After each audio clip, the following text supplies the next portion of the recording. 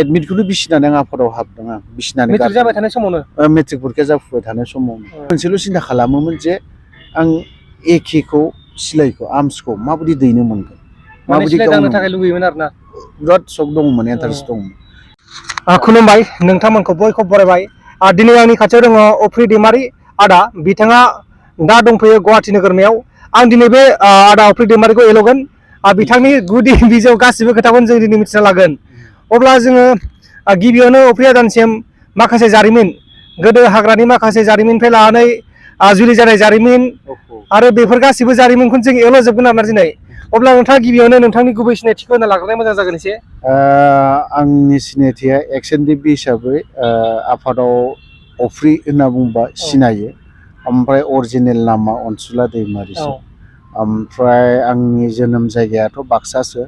नोंथाङा बेसेबां मायथाइयाव ना आं बेखौ खोन्थालांसै आं बाक्सायावनो जोनोम जादोंमोन ओमफ्राय बिमा बिफायाबो बाक्सायावनो दङ ओमफ्राय डाइरेक्ट थांनोसै बे सेप्टारखौ दोनथ'नि ओमफ्राय आफादाव हाबनो 98आव हाबहैदों आं 98आवहाय ओमफ्राय 98आवथ' आं मेट्रिक परिखा फार्स्ट साबजेक्टखौ आं लिरदोंमोन 98आवनो मेट्रिक लिरखांनानै थांगारदों डाइरेक्ट मेट्रिक परिखाखौ आं फार्स्ट साबजेक्टखौ लिरदों मोनसेल' साबजेक्ट लिरदों ओमफ्राय एडमिटखौनो बिसिनानै आं आफादाव हाबदों आं बिसिनानै मेट्रिक जाबाय थानाय समावनो मेट्रिक परिखा जाफुबाय थानाय समावनो एडमिटखौ बिसिनानै खारदों आं आफादाव हाबदों आरोखि माने थान्दाया बेमोन आरोखि हारिनि खोथा साननाय गैयामोन बा सिन्था खालामामोन आं अनलि मोनसेल' सिन्था खालामोमोन जे आं एकेखौ सिलाइखौ आर्मसखौ माबायदि दैनो मोनगोन माबायदि गावनो थाखाय लुबैयोमोन आरोना बिराद सक दंमोन इन्टारेस्ट दंमोन माने सरकारनि मानसिफोर जुदि डिपार्टमेन्ट बा आर्मि पुलिस बिथिं मावोब्ला नों मेट्रिक पास जानाय नङाब्ला हायार सेकेन्डारि पास जानो नङाबाथ' नों मोना आंनोबा बेसेबां सम नांबावगोन होनबा बेखौ दांनो लुबैनायाव गैयाब्लाबो 3-4 बोसोरबाव बिनि उनावसो आं दांनो मोनहैगोन बे गतिके आङो माने दाथ' आफादा लाबाय थागासिनो दं आफादा NDBआव लांगासिनो दङ होमबालाय आरो मानथोबाव सर्टकाट गिबिसिनाव बबे जायगायाव हाबनाय माने आफादावनो हाबबाय आङो आफादनि बबे डिस्ट्रिक्टआव बाक्सा डिस्ट्रिक्टआव बे समाव बाक्सा माने बाक्साथ' नङामोन बरपेटा डिस्ट्रिक्ट आरोखि रानिदारा बेटबारि बे साइडजों थांदों आरोखि औ बेटबारियावहाय जोङो दान्दिसे थाहैबाय दा बायदिबा मोनहैबाय ओंखाम सोंखाम जानानै हरनि 9टा 10-11टासोबा जोङो भुटान फारसे दावखोलांबाय आरोखि ओमफ्राय बेसेबां मायथाइयाव नोंथाङा बे ओंखारनाय बे लास्ट खालि हजोंनिफ्राय ट्रेनिं जाबाय ट्रेनिंआथ' सोलिखांनायनि उनावहाय बिदिनो 98आवनो ओंखारफिनदों जोङो 98आवनो ओंखारफिनदों जोंनि ट्रेनिंआ दान मोननै जादों माने ट्रेनिंनिफ्रायसो ओंखारबाय औ ट्रेनिं आफादावनो रानिं दङ बे समावहाय ओमफ्राय ओरैहाय धुब्रियाव आं धुब्रि डिस्ट्रिक्ट जादोंमोन नालाय ओरै टिपकाइ साइडजों टिपकाइ बासबारि बेफोराव धुब्रि डिस्ट्रिक्टमोन आरोखि बेवहाय खुनु दानि क'क्राझार डिस्ट्रिक्ट नङामोन धुब्रि डिस्ट्रिक्ट टिपकाइ धुब्रिमोन आरोखि बावहाय आङो 98आव थाहैदों 98, 99, 2000 बेसिम धुब्रि डिस्ट्रिक्टआवनो आं थादों थ' बेजों काजिगाव मंलाजरा बासबारि टिपकाइ ओमफ्राय लालमाटि बहुत एरिया बेफोरजों थादलाजोबदों आरो जाय सेन्टारखौ आं खोन्थादों आरो बै समाव नोंथाङा जेब्ला आफादाव हाबदोंमोन बै समाव बैसोआ बेसे जागौमोन बे समाव बैसोआ आंनिया जागोन 18-19 19-20 बै समाव मोजां मोननाय अनजालि दंखायोमोन नामा नोंथांनाव आंनाव बेबायदि गैयामोन आफादाव दंमोन आं बेखौ बिनि फारसे आं खोन्थाजोब्बा बेखौथ' पार्सनेल जाहैबाय ओमफ्राय दा बेनि उनाव जों सोंगोन नोंथाङा बे जोंनि बे दाथ' बिटिआर जाबाय सिगां नोंसोर समावथ' BScमोन खोमा ना बे समाव BSc बे समाव मोनबेसे डिस्ट्रिक्ट दंमोन BScआव BSc हिसाबै जों नैबे माबा ओरैथ' जोंनियाथ' नलबारि डिस्ट्रिक्ट गोग्लैबाय ओमफ्राय ओरैनाथ' बरपेटा डिस्ट्रिक्ट गोग्लैबाय क'क्राझारा धुब्रिमोन ओरैहाय माबाया क'क्राझार डिस्ट्रिक्ट मोनसे दै एक्सट्राखा ओमफ्राय ओरैहाय मोनसे बङाइगाव डिस्ट्रिक्ट जाबाय चिराङा बङाइगाव जाहैबाय ओमफ्राय ओरैहाय टिपकाइ एरिया बे धुब्रि डिस्ट्रिक्ट गोग्लैहैबाय बेफोरबायदिमोन आरोखि ओमफ्राय नोंथाङा बे जायबा नोंथाङा जे AK-47 गावनो लुना थांदोंमोन बे AK-47खौ नोंथाङा गावनो मोनदों ना मोनाखै बै समाव जेब्ला थांनानै गावनो लुगैदोंमोन अब्ला बे समाव दांनोबो मोना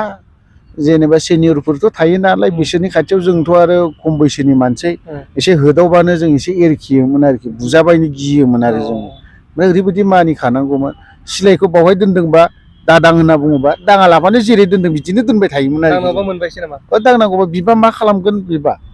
ओमफ्राय नोङो दांनानै जुदि लाबथिंला बायोबा नों एम्बु बारनो सारिथायाव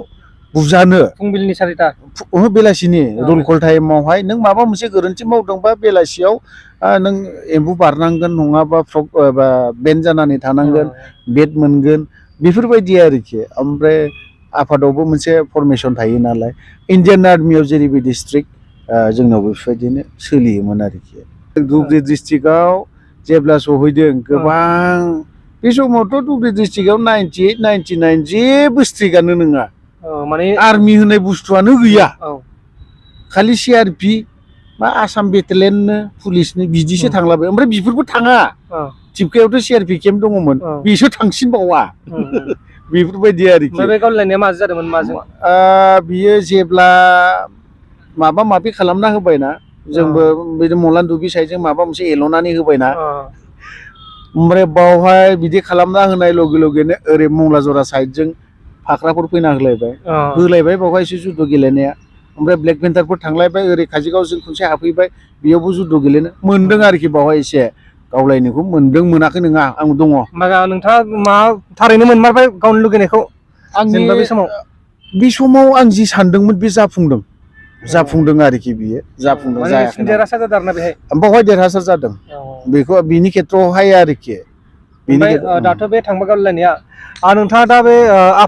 आफादनिफ्राय फैनानै हाबा जादों ना आफादाव थानायावनो हाबा जानाय बा जुलि जानाय आफादा नोंथाङा 1990 थांबाय ओमफ्राय नोंथाङासो दाख्लै बावैसो नोंथाङाथ' ओंखारबाय आफादनिफ्राय नङा होमबा थबसयैनो बाथ्राखौ बुंनोसै आङो बांलादेशनिफ्राय 2011आव फैदोंमोन बांलादेशआव थाहैबावदोंसो आं बांलादेशआव थाहैदों बांलादेशआव आङो 2001नि बेसेबांबा माबेबा मासाव थांदों दै आङो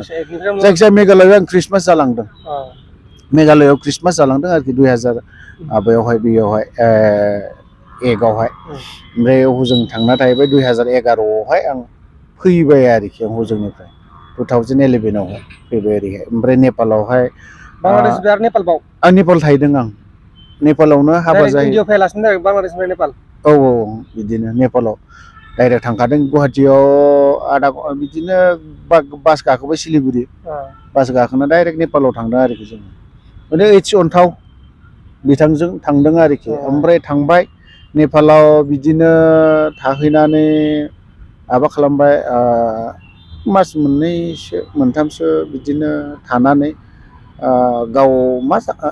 माने नेपालाव नोंसिनि केम्प दंमोन नामा केम्पथ' बेबायदि गैया टाउनाव थायोमोन आरोखि हाथियारथ' गैया जेबो हाथियार गैया ओमफ्राय बिदिनो पाब्लिक जानानै थायोमोन आरोखि जोङो ओमफ्राय बावहायनो हाबा थाबा लालायनाय जाबाय आरोखि भुटाननि अल आउट जानाय समाव दंमोन नामा नोंथां आं भुटाननि अल आउट जानायाव आं अब्लाना बांलादेशआवसो नोंथाङा जेबो खौरां मोनासै आरो बेखौ भुटाननिखौ आं जेब्ला भुटान एटेक जागोन बायदि खोनादों अब्लानो बे समाव जोङो वाकि टकिजों डाइरेक्ट बाक्सा डिस्ट्रिक्ट भुटान हाजो ओमफ्राय फार्स्ट बेटेलियन सेकेन्ड बेटेलियन ओमफ्राय थार्ड बेटेलियन जों बांलादेश भुटान डाइरेक्ट कन्टेक्ट थायोमोन आरोखि जोङो बे समाव जोंनिफ्राय कन्टेक्टबो मोनासै माबो मोनासै बिनि उनावहाय जोङो बुजि मोनबाय जे भुटान एटेकआ जाहां बेखौ जों मिथिखाबाय थादोंमोन आरोखि बावहाय जोङो एसे खोनाना मोनथिनानै जों उनावहाय जेबो कन्टेक्टबो गैला माबो गैला जामारबाय होनना खोनाबाय ओमफ्राय निउसावबो मोनबायबो जोङो बेफोरबायदि आरोखि भुटान एटेकखौ आं मोनाखै बेखौ नांथ'ला बेखौ जोङो सिगां बुंखांबाय बा सावरायखांबाय जों भुटान एटेकनि बागै नोंथाङा नायाखैबा नायनो हागोन जोङो आदारा जों लादोंमोन बे भुटान एटेकनिखौ दा जोङो सोंनोसै बिथाङा जुलिखौ बेसेबां मायथाइयाव जानाय आरो जुलिखौ मोजां मोना जादों ना बिमा बिफा नायनायखौ जादों आरो बिथाङा साबेसे एक्स दंमोन साबेसे बिथांखौ मोजां मोनोमोन बेखौबो जों सोंगोन मानोना बिथाङा उन्दैयाव बा आफादाव थानाय समाव गोबां हेन्डसाममोन जाहैबाय दासो बिथाङा उदै ओंखारबाय एसे मानोना दा एसे बोरायबाय बिथाङा दा बेनिखायनो एसे उदै ओंखारबाय होननानै बुंदों आरो दा बेनिखायनो जोङो दा बेखौल' सोंसै आरोना बे जाबाय लास्ट कुइसन नोंथाङा होबानो जाबाय बेखौ आं सोंदोंमोन जे माला मायथाइयाव हाबा जानाय आरो गोसोनाय हाबा जादों ना बिमा बिफा नायनायखौ हाबा जादों आंनि हाबा जानायाथ' बिमा बिफायाबो नायाखै ओमफ्राय ओइथियनथाव बिथांनिनो बिब'नि फिसा बेखौ आं लाभ मेरिज नङा एरेन्ज खालामलायनानै हाबा जादों आरोखि जों ओमफ्राय जे खोनादों नोंथांखौ गोबां सिख्लाफोरा नोंथाङा फाग्ला जायोमोन होननानै खोनादों बिसोर जायोमोन ना मायो आं बेखौथ' मिथिरोंला खिन्थु आङो आफादाव थानाय समाव गोसोथोनाया एसे दङमोन दंनायालाय खिन्थु आङो सिरियासनो बेबायदि गोसोथोआमोन साबैसेमोन बिदिथ' एथ'ग्राब गोसोथोआमोन आङो ओरैनो साबैसे आं मिथिनायसो एक्स हिसाबैथ' डाइरेक्ट बिदि एसे खोन्थानो एसे गोब्राब एल' जोबगोन होनबायना रायजोबो एल' जोबगोन होननायानो एल' जायासै माथो बालबुर आरो माने बे जिनिसखौ बोरै खोन्थानांगौ जाखो दा नुयोब्ला गाज्रिबो मोनगोन बाजिया औ दुखु मोनगोन ना बिबो बे आरोखि ओमफ्राय दा दंनाया एसे बोरैबा नाङोलै खोन्थानो बेखौ खोन्थालायलांला दे जायखिजाया एक्स दंमोन आरो ना मानोना बिथांखौ जों दा लोगो मोनबाथाय गुवाहाटिफोराव एक्स इन्डिभिफोर लोगो मोनो जों गोबां आदामोरखौ लोगो मोनो बिथांखौ